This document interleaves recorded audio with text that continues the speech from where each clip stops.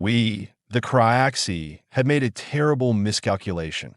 Humans weren't supposed to be this resilient. Our intelligence reports described them as soft-bodied, technically primitive creatures with unremarkable physical capabilities. How were we to know they would fight with such ferocity, that they would adapt so quickly to our tactics, that they would actually win? I still remember the day the High Command announced our surrender. My antennae trembled in disbelief as the broadcast echoed through our colony ship. The mighty Cryaxi Dominion, masters of 17 star systems, had been defeated by a species that had barely mastered interplanetary travel. The humiliation was considerable. Nyara, pay attention. I blinked my 4 eyes in sequence, focusing back on Commander Velox. His carapace gleamed under the harsh lights of the processing facility as he checked something on his datapad.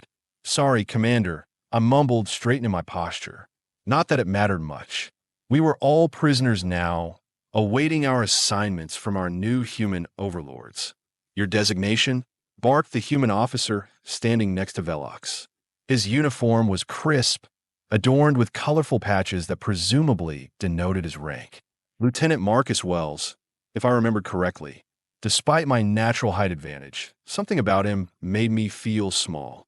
"Nyara Thelvan, Xenobiology Division," I replied, keeping my voice steady. "Third rank researcher." Wells nodded, tapping something into his own device. "Education level. I hold advanced certifications in comparative physiology with focus on non-carbon-based life forms," I answered. Not that it would matter now. From what I'd gathered, humans weren't particularly interested in our academic achievements. "Good," he said, not looking up. "You have been assigned to Captain Daniel Hawkins, 103rd Division. He's been awarded a companion for his service during the Battle of Proxima Centauri." My stomach nodded, all 3 of them. Companion was the euphemism they used for slave. The human victory terms had been surprisingly lenient overall, but they had insisted on this barbaric practice for their decorated soldiers. "I am a scientist," I protested, my voice breaking slightly. "Surely my skills will be better utilized in a research capacity?" Wells finally looked up, his expression unreadable. "Captain Hawkins specifically requested someone with scientific training. Consider yourself lucky. Some of your people are being sent to mining colonies." Velox shot me a warning glance. The surrender terms were clear. Any resistance would result in harsher conditions for all Cryaxi. I swallowed my objections. "When do I meet him?" I asked, my mandibles clicking nervously. "Now," Wells replied, gesturing toward a door at the far end of the processing center. "He's waiting in the reception area." The next few minutes passed in a blur. I was given a small bag containing basic toiletries compatible with Cryaxi biology, a communication device with restricted access, and a metallic bracelet that would apparently track my movements. How thoughtful of them. As I was led toward the reception area, Velox leaned in close. "Remember your duty to our people," he whispered. "Learn what you can. Survive. Report back when possible." I nodded numbly. So I was to be a spy as well as a slave. Wonderful. The reception area was surprisingly pleasant. Large windows overlooking the terraformed landscape of what had once been our military headquarters on Proxima Centauri B. The red dwarf star cast everything in a muted crimson glow, reminding me painfully of home. Captain Daniel Hawkins stood with his back to me, hands clasped behind him as he gazed out the window. He was taller than Wells, with broader shoulders. His hair was the color of Terran copper, cut short in military fashion. "Captain," Wells announced, "your reward is here." I flinched at the word. Hawkins turned slowly, and I braced myself for what I would see in his eyes. Cruelty? Lust? Contempt? Instead, I found discomfort. His expression was guarded, but there was something in those green eyes that didn't match what I'd expected. "Thank you, Lieutenant," he said stiffly, then turned to me. "I'm Daniel Hawkins, Nyara Thelvan," I replied, bowing slightly as was our custom. I noticed he didn't extend his hand for the human greeting ritual. Perhaps he found our exoskeleton repulsive. "Well," Wells said, checking his watch. "Transport leaves in 20 minutes. I will leave you two to get acquainted." He had the decency to look embarrassed as he left, For an excruciating moment, neither of us spoke. I took the opportunity to study him more closely. His uniform was different from the others I'd seen, darker, with fewer insignia. Special forces, perhaps? The scar running along his jawline suggested he'd seen combat up close. "You don't want to be here," he finally said. It wasn't a question. "Do you frequently state the obvious, Captain?" The words escaped before I could stop them. Seven hells, was I trying to get myself sent to those mining colonies? But instead of anger, a slight curve appeared at the corner of his mouth. I've been told it's one of my more charming qualities. I remained silent, unsure how to respond to what appeared to be humor that he sighed, running a hand through his hair. "Look, I didn't ask for this. For you. This whole R-word business wasn't my idea. Then why am I here?" I asked cautiously. "Politics," he spat the word like it tasted bad. "My commanding officer thought it would boost morale if the heroes of Proxima were seen enjoying the spoils of war. I told them I wasn't interested, but apparently refusing would be bad for optics." I blinked in surprise. This wasn't what I had expected at all. "So what happens now?" I asked. "Now we both play our parts," he said grimly. "In public, you are my companion. My trophy. Privately." He hesitated. "I could use someone with knowledge of cryoxy biology and culture. A research assistant of sorts." I narrow my eyes. "For what purpose?" "I have been tasked with establishing a long-term peacekeeping presence here. The more I understand your people, the less likely I am to accidentally start another war." That actually made sense. "And my other duties?" I asked, mandibles tightening. His face hardened. "There will be none of that. Whatever you have heard about humans, I don't." "I wouldn't." He trailed off, clearly uncomfortable. Relief flooded through me, followed quickly by suspicion. "Your superiors will expect certain appearances to be maintained. Let me worry about that," he said. "Can you agree to this arrangement? To help me understand your people better?" I considered my options, which were admittedly limited. "Yes," I finally said. "But don't expect me to be grateful, Captain." That almost smile returned. "I wouldn't dream of it." The transport to Hawkins' assigned quarters was mercifully private, just the two of us and an automated pilot. The humans had repurposed one of our former military complexes as their headquarters, converting the officer quarters for their own use. "Home sweet home," Hawkins muttered as the door slid open to reveal a spacious living area. The furnishings were still predominantly cryoxy in design, though I noticed a few human additions: a strange cushioned chair, some personal items on a shelf, and what appeared to be printed images of landscapes unlike any I'd seen before. "Is that Earth?" I asked, gesturing to one of the images that he seemed surprised by my question. "Yes, the Pacific Northwest, where I grew up." I moved closer to examine it. The predominant color was green, so much green. Our home world had been mostly desert and rocky plains, with vegetation in muted purples and grays. This riot of verdant life was almost overwhelming. "It's very wet." I observed that he laughed, a quick, unexpected sound. "That's one way to put it. Rains 9 months of the year there." I tried to imagine so much water simply falling from the sky, and couldn't. Our world had precious little surface water. Most of our hydration came from deep underground aquifers and the moisture we extracted from certain plants. "Your quarters are through there," he said, pointing to a door on the left. I had them modified to accommodate cryoxy biology. The temperature and humidity controls are separate from the main living area. I was genuinely surprised by this consideration. "Thank you," I said stiffly. "There's a work area set up for you as well. I have obtained clearance for you to access certain scientific databases and research materials." "Under surveillance, et assume." "Of course," he replied, not bothering to pretend otherwise. "But I have argued for more access than would typically be granted to someone in your position." I nodded, appreciating his honesty, if nothing else. "I'm going to clean up," he said, moving toward what I assumed was his own quarters. "Feel free to settle in.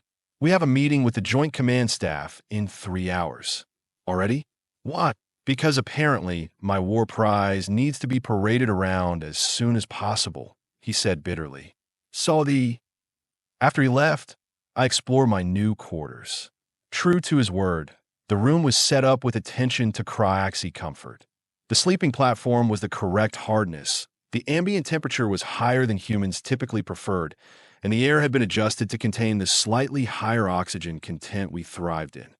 The workstation was equipped with both human and cryoxy interfaces, though I noticed the cryoxy technology had been modified, likely to prevent any unauthorized communications. Still, it was far more than I had expected.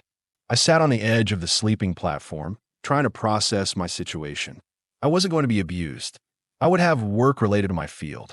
My physical needs would be accommodated.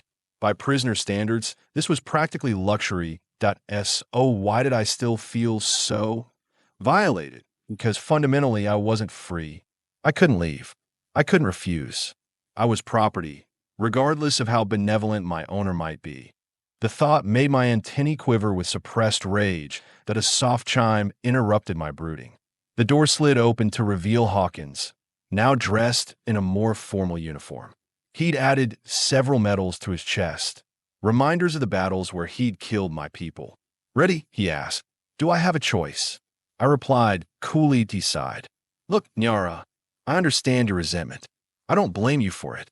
But we are both stuck in this situation, and we can either make it work or make each other miserable. You are not the one wearing a tracking bracelet," I pointed out. "No," he acknowledged. "I'm the one who has to pretend he's comfortable with treating a sentient being as property.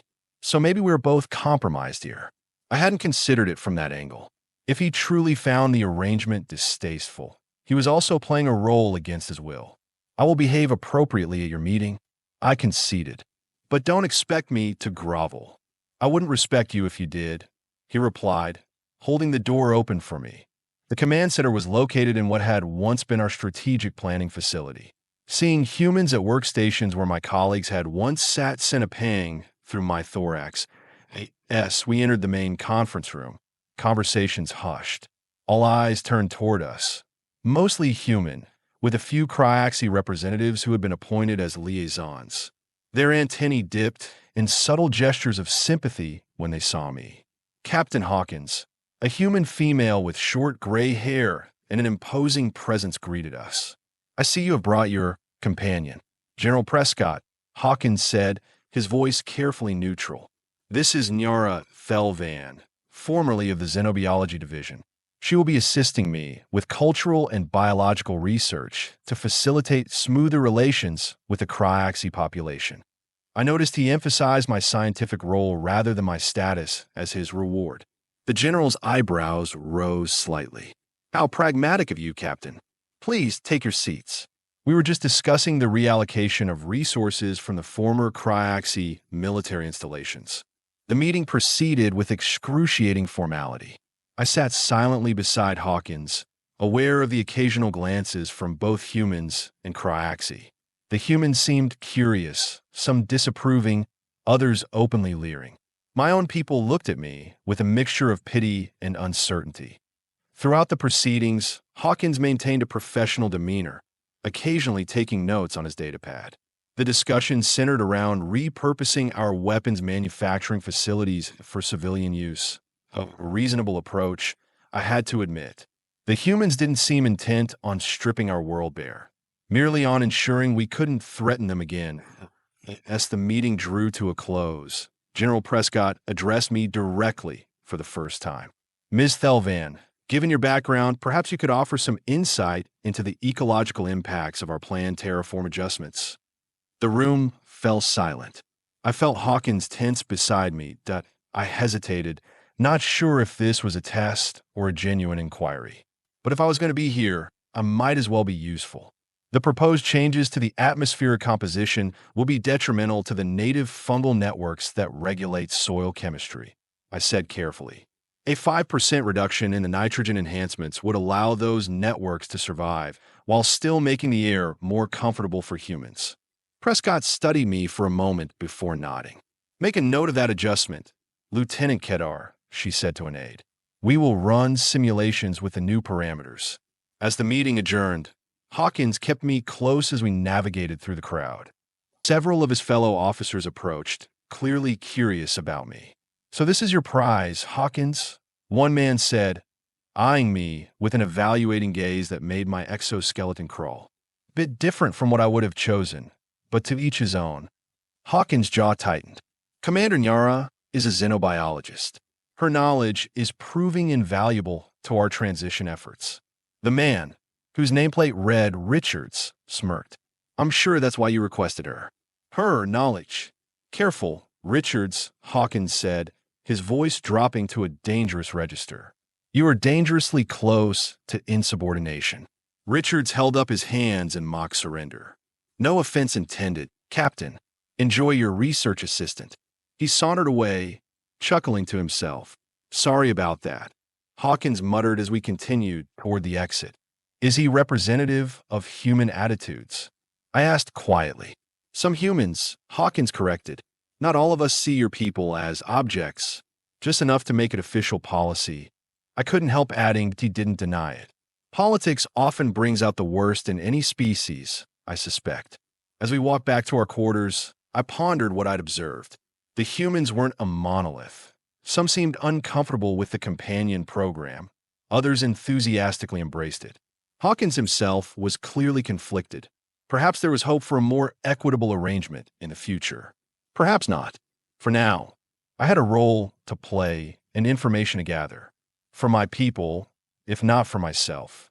Back in our quarters, Hawkins immediately loosened his collar and removed his jacket. That went better than expected, he said, stretching his shoulders. Did it? I asked. Your Commander Richards seemed quite determined to remind me of my place. Richards is an ass, Hawkins said bluntly. But Prescott asking for your input, that was unexpected. And good. If they start seeing Cryaxi as valuable for their minds rather than as symbols of conquest. He didn't finish the thought, but I understood. Small steps. I need to know, I said suddenly. The Battle of Proxima Centauri. How did you earn your reward? His expression darkened. I led the mission that disabled your orbital defense network. That was you. I couldn't keep the accusation from my voice. Thousands had died when those platforms fell from orbit. Yes, he said, not looking away. I found a weakness in the targeting systems. The platforms couldn't distinguish between friendly and enemy signals when presented with a specific frequency pattern. We exploited it, caused them to target each other. The chain reaction wasn't part of the plan. I stared at him, trying to reconcile this matter-of-fact recounting with the devastation I'd witnessed. Those were civilian platforms, too. Research stations.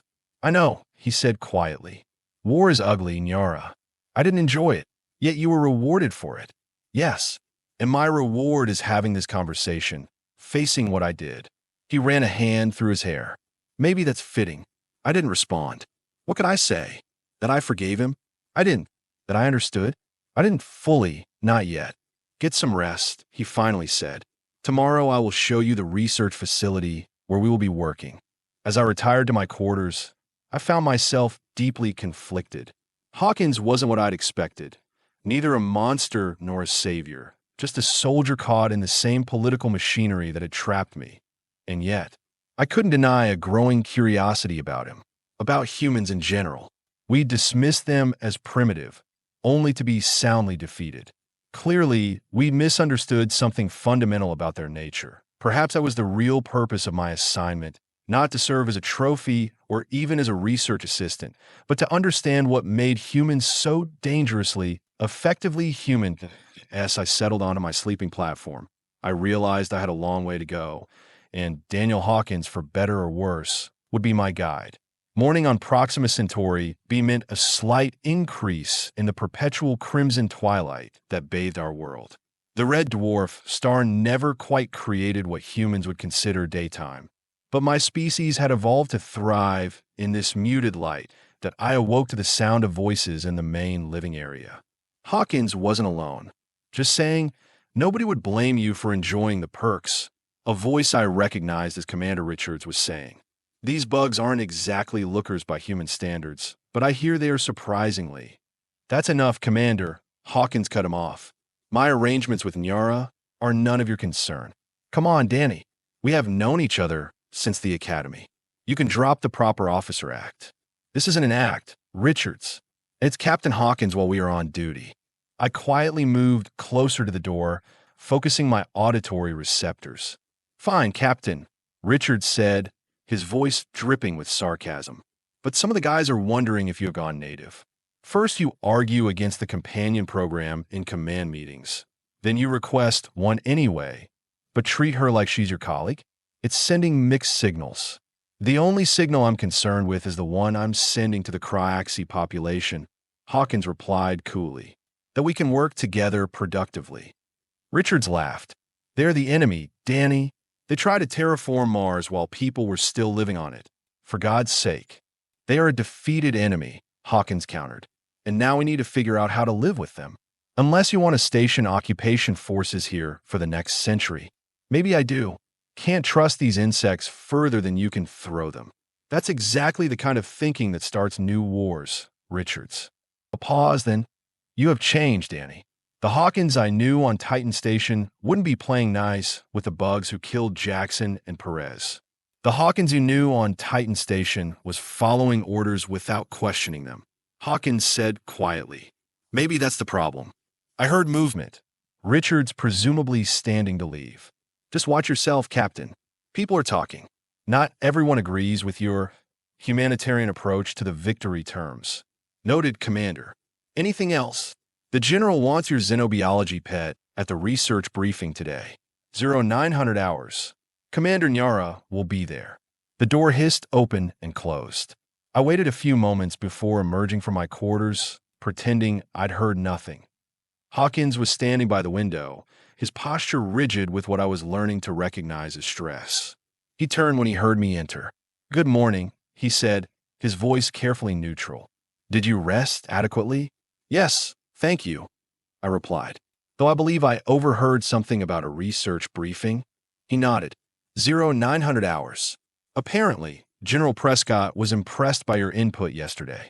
I tilted my head in the Cryaxi equivalent of raised eyebrows. "Impressed enough to ignore my status as your property?" His jaw tightened. "Your status is a legal technicality, Nyara. Your knowledge is what's valuable to this operation." "Not according to Commander Richards," I said, deciding to reveal that I'd overheard them. "He seems to think I have other uses." Hawkins' face darkened. "Richards is an idiot. He's also your friend." He was, Hawkins corrected. "War changes people. Some for the better, son." He trailed off, shaking his head. "We should prepare for the briefing. The research team has been studying the abandoned Cryaxi bioweapons facility in the Southern Hemisphere. That caught my attention." "What?" "That facility was decommissioned decades ago." Hawkins looked surprised. "According to our intelligence, it was active until just before the war." "Your intelligence is wrong," I said flatly. "That facility was converted to agricultural research after the Great Drought 90 cycles ago. We are scientists, Captain, not monsters. Bioweapons research has been prohibited by Cryaxi law for generations." He studied me carefully. "You are certain of this?" "I interned there during my third academic phase," I said. "If your people are poking around in those labs without proper understanding of the research, they could damage decades of work on drought-resistant food crops." Hawkins frowned. "That's not consistent with what we have been told. Perhaps you shouldn't believe everything your military intelligence tells you about your enemies," I suggested dryly. "To my surprise," he laughed. "Point taken. This is exactly why I requested someone with your background, Nyara. You can help prevent misunderstandings." "Misunderstandings," I repeated. "Is that what we are calling potential war crimes now?" His expression sobered. "Fair hit. I will make sure your perspective is heard at the briefing." As we made our way to the command center, I noticed subtle changes in how the humans reacted to us. Word had apparently spread about my contribution in yesterday's meeting. Some of the officers nodded respectfully in my direction. Others, like Richard's clique, made a point of looking away. The research briefing was held in a smaller conference room dominated by a holographic display of the southern facility. Dr. Abigail Winters, the lead human scientist, was in the middle of explaining their findings when we arrived. "Consistent with weaponized bacterial agents," she was saying, "the containment protocols alone suggest those aren't for bacterial containment." I interrupted, unable to help myself. "They're to prevent cross-pollination between experimental crop strains." All eyes turned toward us. General Prescott nodded in acknowledgement. Captain Hawkins, Commander Nyara. Please join us. Commander? I shot a questioning look at Hawkins, who gave a slight shrug, equally surprised by the title. Dr. Winters was just explaining their assessment of the Southern Research Facility. Prescott continued. Perhaps you care to offer an alternative perspective, Commander? I approached the holographic display, studying the familiar layout. This facility was converted to agricultural research 90 years ago. These structures you are identifying as potential bioweapon manufacturing, they're hydroponic chambers for testing how various food crops respond to different soil bacteria. Dr. Winters frowned. Our readings indicate elevated levels of compound NK 42, a known precursor to nerve agents. I couldn't help the clicking laugh that escaped me. NK 42 is a natural byproduct of K root fermentation. It's a key ingredient in our most common food preservative. Every cryoxy kitchen has trace amounts. The human scientists exchanged glances. Can you verify this? Prescott asked Winters. We would need to run additional tests, Winters admitted reluctantly. Or you could just ask the people who actually work there, I suggested, my patience wearing thin. Unless you executed all the agricultural scientists, Nyara, Hawkins said quietly, a warning in his tone that I subsided, forcing my antennae to relax from their aggressive posture. Prescott studied me for a long moment. Your insight is valuable, Commander. I would appreciate a detailed briefing on what we should actually expect to find in that facility and how we might preserve the research there. I blinked in surprise. This was not what I had anticipated. I would be happy to provide that, General, I said cautiously. Excellent. Work with Captain Hawkins to prepare a comprehensive report by tomorrow.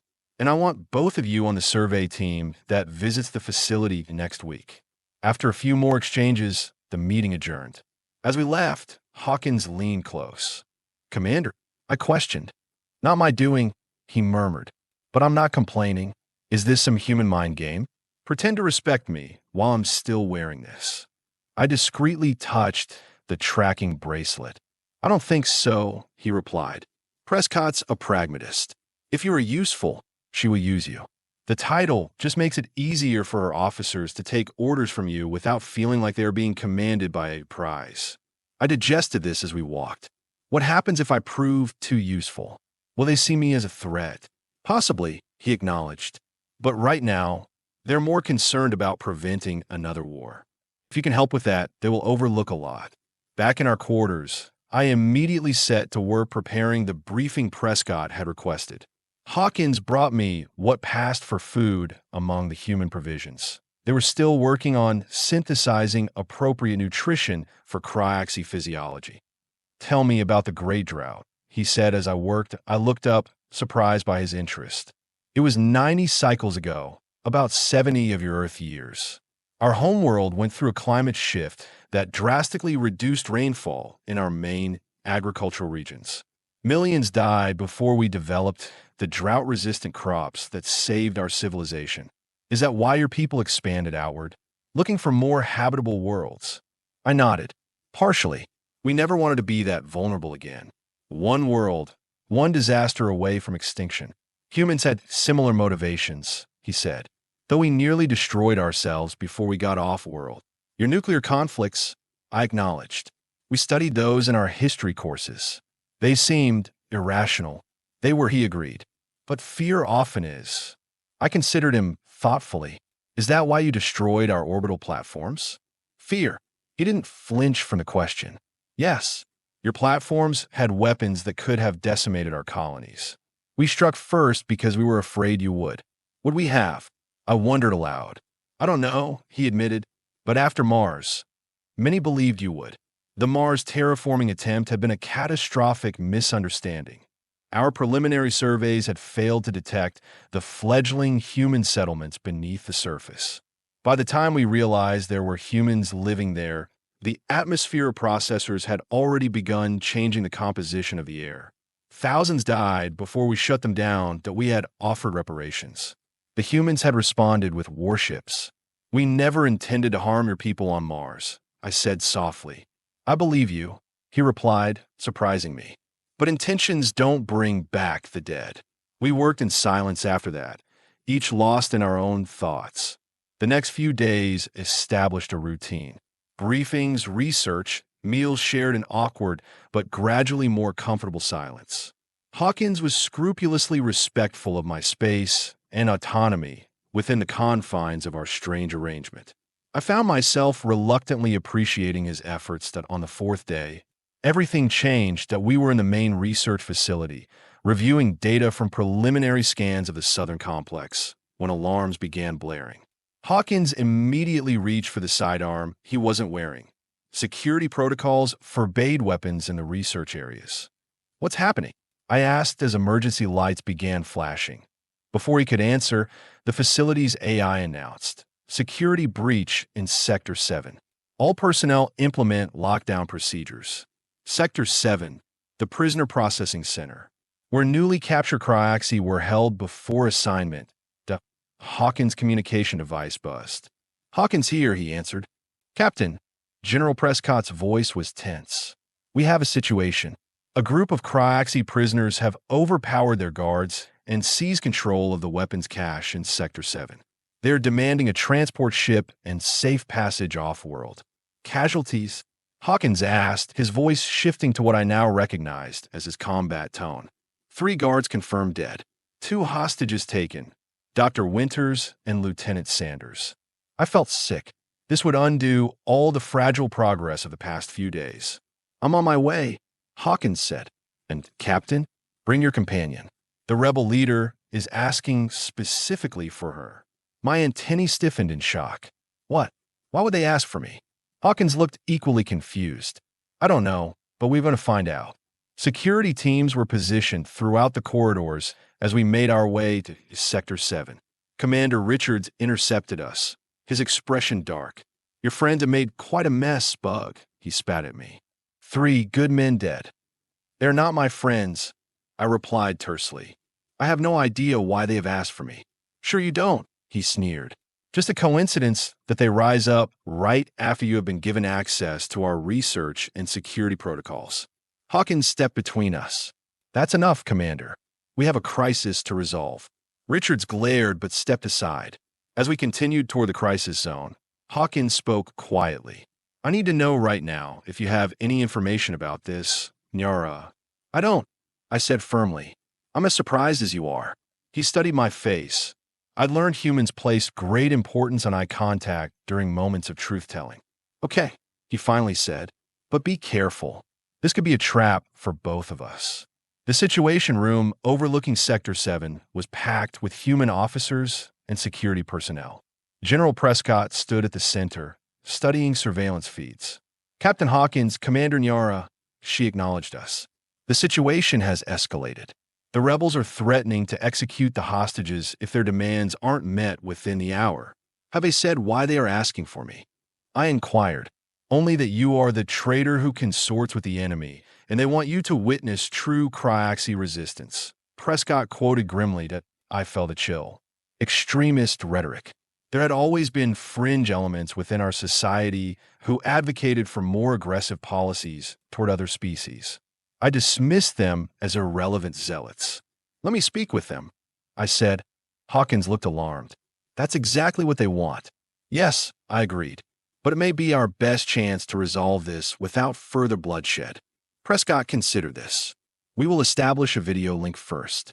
If that goes well, we will consider direct contact." The rebel leader appeared on screen moments later. I recognized him immediately. Varric Krell, a military theorist known for his xenophobic views. His carapace was scarred from some previous battle, one of his 4 eyes clouded and unseeing. "Nyara Thelvan," he hissed in our language. "The pet scientist who helps the apes understand our world better, so they can strip it bare." "Varric," I replied calmly, also in cryoxy. "This accomplishes nothing except giving them reason to tighten restrictions on all our people." "Restrictions?" He clicked angrily. "We are slaves, and you play the willing collaborator while wearing their tracker like jewelry." "I'm trying to prevent further bloodshed," I said. "There are better ways to secure our future than this." There is no future as long as humans occupy our worlds, he retorted. But you wouldn't understand that, would you? Not when you're sleeping in the enemy's quarters. I felt Hawkins tense beside me, though he couldn't understand the exchange. What do you want from me, Varric? I asked directly. I want you to choose sides, Nyara. Publicly. Right now. Join us. Help us secure this transport, and prove you are still Cryaxi at heart. Or admit you have become a human puppet. I glanced at Prescott, who was receiving a translation through her earpiece. Her expression was carefully neutral. If I agree to help you, will you release the hostages? Varric laughed, a harsh, clicking sound. Of course not. They are our insurance. Then you are not offering me a real choice, I pointed out. You are asking me to trade my current position for the guarantee of death when the humans inevitably recapture this facility. His functioning eyes narrowed. Perhaps. Or perhaps we will succeed where our military failed. Either way, your precious captain won't be able to use you anymore. I felt a surge of anger. Is that what this is about? You are offended that I have found a way to work within our new reality instead of dying uselessly. Working, he spat. Is that what you call serving as a trophy? I call it survival, I shot back. And not just mine.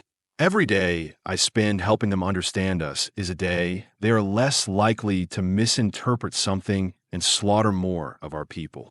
Pretty justifications for collaboration. He sneered that I leaned closer to the screen. Let me come down there, Varric. Just me. We can discuss this face to face. Hawkins grabbed my arm. Absolutely not. I turned to him. This is our best chance. He wants an audience. Let me give him one while you prepare your real strategy.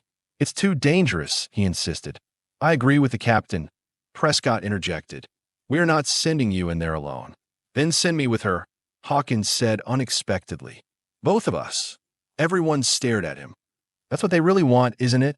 He continued, addressing Varric through the translator.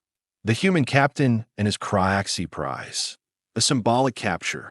Varric considered this, his antennae twitching with interest. Perhaps, but you come unarmed, Captain, and Nyara keeps her tracker on so we can verify no troops are following. Prescott looked deeply uncomfortable. Captain, I cannot authorize this. With respect, General, you don't have a better option, Hawkins replied. If they kill those hostages, any hope of peaceful coexistence dies with them. After a tense negotiation, the plan was set. Hawkins and I would enter Sector 7 unarmed. Security teams would maintain their positions, but not advance. And Varric would allow the medical needs of the hostages to be addressed as a show of good faith. As we prepare to enter, Hawkins pulled me aside. If this goes sideways, he said quietly, run for the east exit. The security team there has orders to let you through. I stared at him. You are worried about my safety? When I could very well be walking you into a trap. Are you? He asked simply. No, I admitted. But you can't know that for certain. I know enough, he said. You're not a killer, Nyara. Whatever else you might be. The doors to Sector 7 hissed open. 8 armed Cryaxi rebels stood in defensive positions throughout the room. Dr. Winters and Lieutenant Sanders were bound in the corner, looking terrified but unharmed. Varric stepped forward, towering over Hawkins. The great Captain Hawkins, he said mockingly in accented English. Not so impressive without your orbital bombardment capabilities. I never claimed to be impressive, Hawkins replied evenly. I'm just a soldier trying to prevent more bloodshed. Noble words from the Butcher of Proxima. Varric spat, I intervened. We are here to negotiate, Varric, not exchange insults. There is nothing to negotiate, he replied, switching back to our language. The humans will give us a ship, or the hostages die. Then you and your master die. And then what? I challenged. You escape to where? Every Cryaxi world is under human supervision now. This accomplishes nothing. It reminds our people that some of us still have dignity, he hissed. Unlike you. Dignity? I laughed bitterly. Is that what you call this? Murdering unarmed guards and threatening scientists? Our ancestors would be ashamed. His posture stiffened in anger. Behind him, I noticed one of his followers shifting nervously, his weapon dropping slightly. Our ancestors would understand that some principles are worth dying for, Varric insisted. Like what? Hawkins asked suddenly. What principle justifies this? Varric turned to him, surprised he had followed our exchange. Freedom, human. Something your kind pretends to value while enslaving others. You are right, Hawkins said, shocking us both. The companion program is wrong. It's a betrayal of our own principles. Many of us argued against it. Pretty words, Varric scoffed. Not just words, Hawkins continued. General Prescott is prepared to propose a revision to the victory terms. An end to the companion program, replaced with a joint scientific exchange. My antennae shot up in surprise. This was news to me. You expect me to believe that? Varric demanded. It's true. I interjected, taking a calculated risk. I have been included in their command meetings. The military hardliners are losing influence to the diplomatic faction. This incident is exactly what they need to reverse that progress. Varric hesitated, his certainty wavering visibly. Think, Varric, I pressed. If you execute these hostages, you justify everything the hardliners have been saying, that Cryaxi can't be trusted, that we are savages who only understand force. Is that the legacy you want? The room had grown completely silent. Even the nervous rebels were watching their leader intently. What guarantee do we have that these reforms will happen? Varric finally asked. None, Hawkins admitted, except that continuing on the current path guarantees conflict that neither of our species can afford. For a long, tense moment, I thought Varric would order us both shot. Then, slowly, his aggressive posture relaxed. I want this proposal in writing, he said, with the general's authorization. An amnesty for my people here. The guard you killed had families, Hawkins said quietly. There will need to be justice for them. The ringleaders will stand trial, I suggested, with Cryaxi representation on the judiciary panel. The followers receive reduced sentences. Varric considered this. And you, Nyara? What happens to you? I glanced at Hawkins, then back to Varric.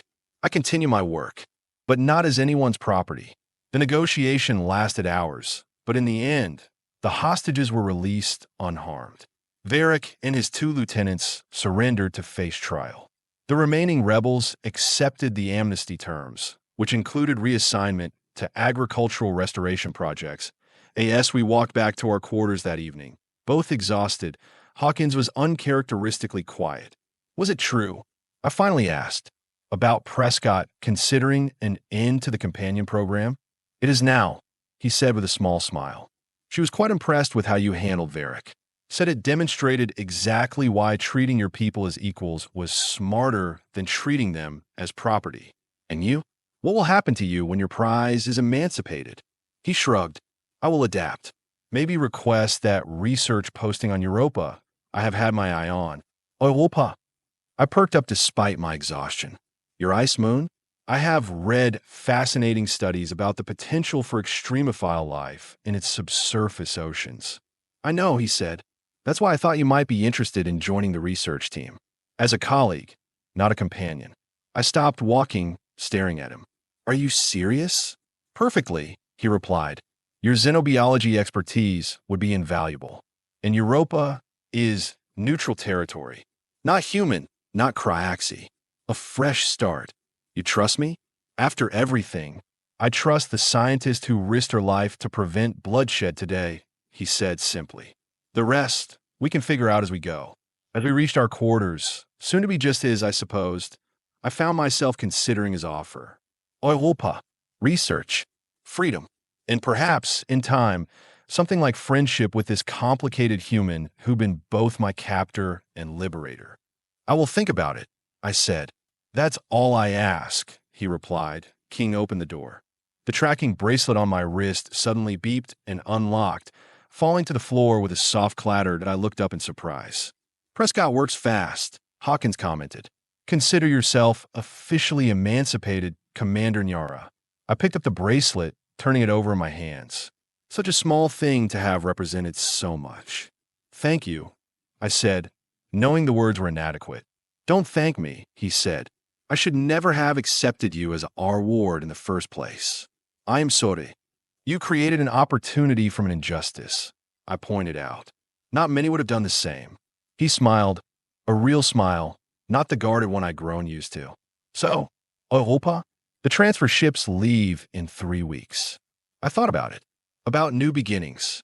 About the strange, unpredictable path that had brought me here. Europa, I agreed. But not as your assistant.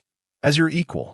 I wouldn't have it any other way, Daniel Hawkins said, extending his hand in the human gesture of agreement. This time, I took it.